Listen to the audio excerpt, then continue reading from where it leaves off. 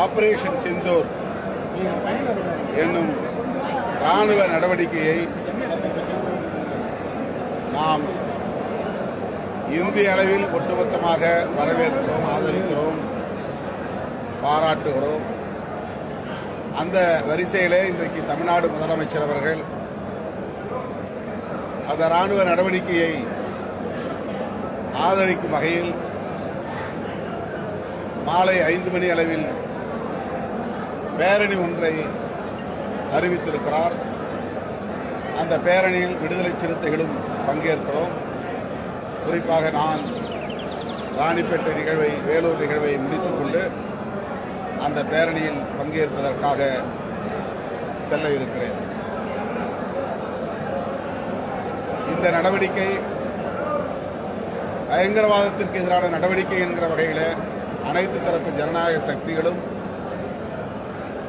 ஆதரிக்கிறோம், ஆதரிக்க வேண்டும்.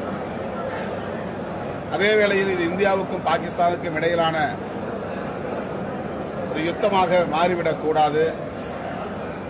போர் வேண்டாம் என்பதுதான் நம்முடைய வேண்டுகோள். அனைத்து யுத்தங்களும் பேச்சுவார்த்தைக்காகவே என்று நாம் அறிவோம். ஆனால் அது பேரழிவுக்காக என்று ஆகிவிடக்கூடாது. எனவே இந்திய மக்களும் போரால் பாதிக்கப்பட்டுவிடக்கூடாது என்கிற பெரும் கவலையோடு போர் வேண்டாம் என்கிற வேண்டுகோளையும் இந்த நேரத்தில் இந்திய ஒன்றிய அரசுக்கு, இந்திய முப்படைக்கும் வேண்டுகோள் விடுக்கிறோம்.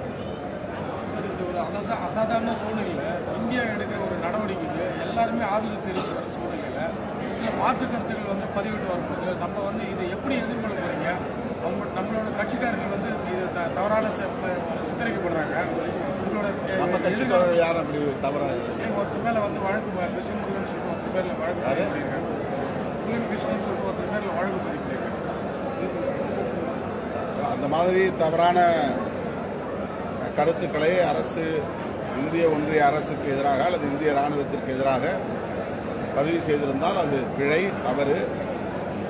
அப்படி யாரும் இந்த பதற்றமான சூழலில் விமர்சனம் என்கிற பெயரிலும் எதிர்கருத்துக்களை பதிவிடக்கூடாது என்று கேட்டுக்கொள்கிறேன்.